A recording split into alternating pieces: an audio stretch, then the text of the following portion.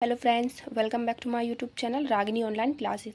आज से हम स्टार्ट करने वाले हैं क्लास 7 की एनसीईआरटी। ठीक है, इससे पहले की वीडियो में हमने क्लास 6 की एनसीईआरटी को कंप्लीट कर लिया है। अगर आपने अभी तक उन वीडियो को नहीं देखा है तो प्लीज़ उनको जाके एक बार देख लीजिए।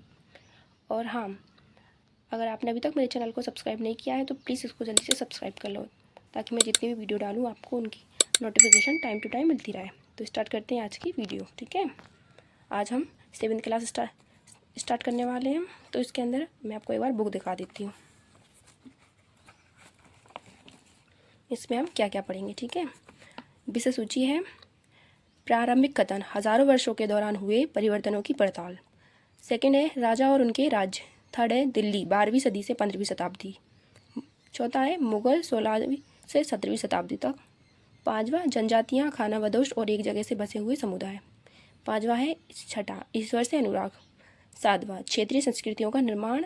और आठवां है 18वीं सदी में नए राजनीतिक संगठन। ठीक है, ये न्यू एनसीईआरटी है, इसके हम सारे नोट्स कंप्लीट करने वाले हैं। तो फर्स्ट चैप्टर हमारा है हजारों वर्षों के दौरान हुए परिवर्तनों की पड़ताल। अगर आपको मेरी वीडियो अच्छी लगती है तो प्लीज़ इसको लाइक कीजिए और कमेंट करके ज़रूर बताना। ठीक है, और दोबारा किसी बोल रही हूँ, अगर आपने अभी तक चैनल को सब्सक्राइब नहीं किया है तो प्लीज़ जल्दी से इसको सब्सक्राइब कर लीजिए। चलिए एक बार मैं आपको नोट्स दिखा देती हूँ। यह मैंने इसके नोट्स भी बना लिए हैं। तो स्टार्ट करते हैं वीडियो।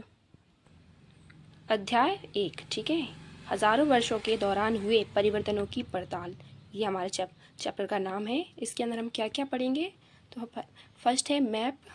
इसके बाद पढ़ेंगे हिंदुस्तान शब्दावली नई और पुरानी। ठीक है, इतिहासकार और स्रोत, क्षेत्र और साम्राज्य के बारे में पढ़ेंगे।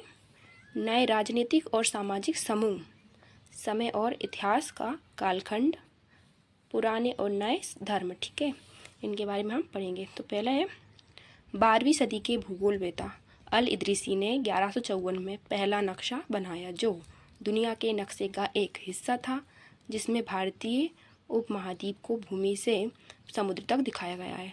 तो क्या होता है, 12वीं सदी होती है, उस टाइम पे एक भूगोल वेता होते हैं जिनका नाम है अल इदरीसी। उन्होंने 1154 में एक नक्शा बनाया था। ठीक है, वो दुनिया के नक्शे का एक हिस्सा था। ठीक है, जिसमें जो भारतीय उपमहाद्वीप है उसको भूमि से लेकर समुद्र तक दिखाया गया था।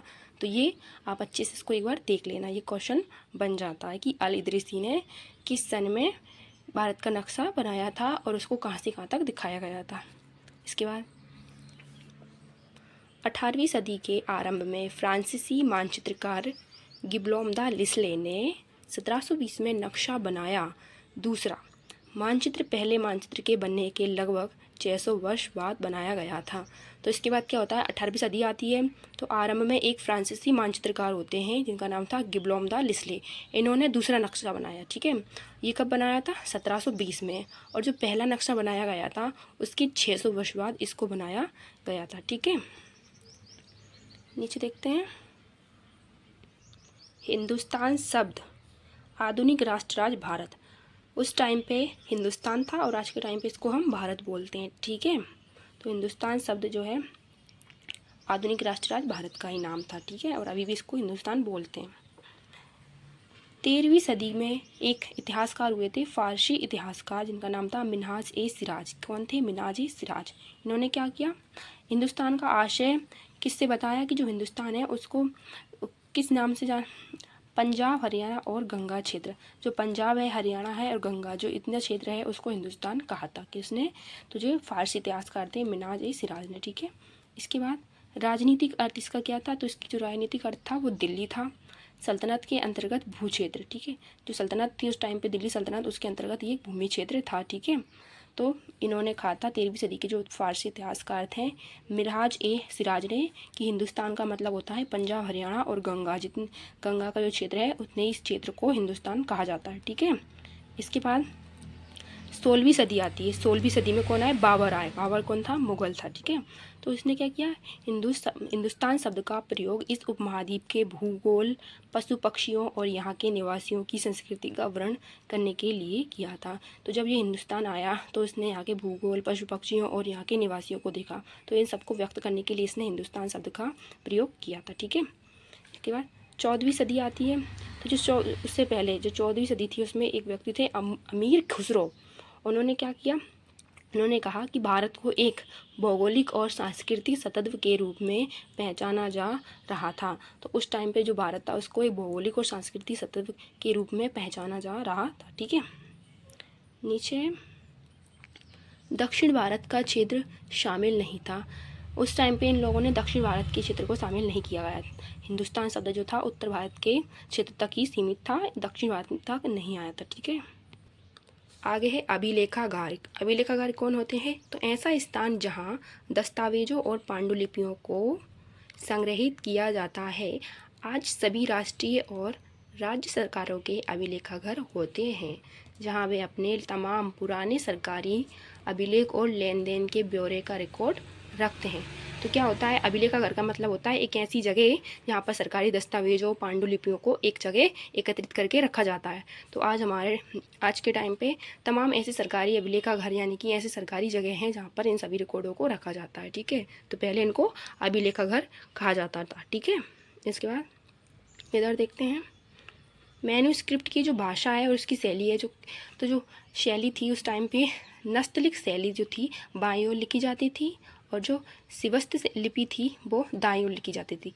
किधर लिखी जाती थी? दाईं ओर। ठीक है, तो जो नस्तलिक लिपि थी उसको बाईं ओर लिखते थे, जो सिवस्त लिपि थी उसको दाईं ओर लिखते थे। ठीक है, इसके बाद नीचे देखते हैं नए सामाजिक और राजनीतिक समूह। 750 से लेकर 1750 के बीच नए सामाजिक और राजनीतिक समूह उभरे थे। ठीक है, तो तकनीक एवं प्रौद्योगिकी परिवर्तन हुए, सामाजिक गतिशीलता बढ़ी, पर्यावरण पर परिवर्तन हुआ और समाज में, ठीक है, जातियाँ जो थी वो बटी। तो तकनीकी प्रौद्योगिकी परिवर्तन में क्या हुए थे? सिंचाई में, हथियारों में राहत पद्धति आई, बारूद बनाने की कला आई, भोजन में आलू, मक्का और कॉफ़ी जैसी नई फसलें आई। ठीक है, सामाजिक गतिशीलता बढ़ी, राजपूत समुदाय का महत्व बढ़ा। 8 से लेकर 14वीं सदी तक ये लोग रहे थे। ठीक है, योद्धा और इसमें क्षत्रिय होते थे, किसमें? राजपूत समुदाय में, जो 8 से लेकर 14वीं सदी के बीच था। पर्यावरण परिवर्तन आया, तो जंगलों की कटाई होने लगी, कृषकों और कृषि वर्ग अंतर होने लगा, कृषक अलग हो गए। ठीक है, उनमें बहुत सारे अंतर आने लगे। समाज जो था उसको कास्ट और सब कास्ट में बांट दिया गया, यानी कि जाति उपजाति में बांट दिया गया, व्यवसाय के आधार पर या जाति पंचायत के आधार पर उनको बांट दिया गया। ठीक है, 750 से 1750 तक का काल आर्थिक, सामाजिक और सांस्कृतिक परिवर्तनों का काल था। तो जो 750 से लेके 1750 तक का जो काल था वो आर्थिक, सामाजिक और सांस्कृतिक परिवर्तनों का काल था। ठीक है, इसको अच्छे से आप याद कर लेना। नीचे आ जाता है हमारा समय और इतिहास के कालखंडों पर विचार। ठीक है, तो केवल घड़ी, कैलेंडर नहीं बल्कि सामाजिक, आर्थिक संगठन परिवर्तन के आधार पर थे। ठीक है, तो केवल घड़ी और कैलेंडर के आधार पर ही सामाजिक आर्थिक परिवर्तन नहीं हुए, उसमें संगठन, आर्थिक परिवर्तन के आधार पर था। ठीक है, बड़े युग को काल के आधार पर बांटते थे।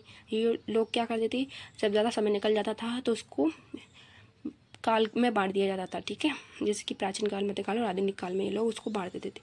इसी तरीके से जो अंग्रेज इतिहासकार थे उन्होंने किस तरीके से समय को बांटा था, तो उन्होंने प्राचीन काल, मध्यकाल और आधुनिक काल में समय को बांटा हुआ था। ठीक है, इसके बाद आर्थिक और सामाजिक कारण भी थे, बहुत सारे आर्थिक और सामाजिक कारण भी थे। ठीक है, तो ये थी हमारी आज की क्लास। आपको हमारी क्लास कैसी लगी और आपको हमारे नोट्स भी कैसे लगे, प्लीज़ मुझे ज़रूर बताइए। और अभी तक आपने चैनल को सब्सक्राइब नहीं किया तो जल्दी से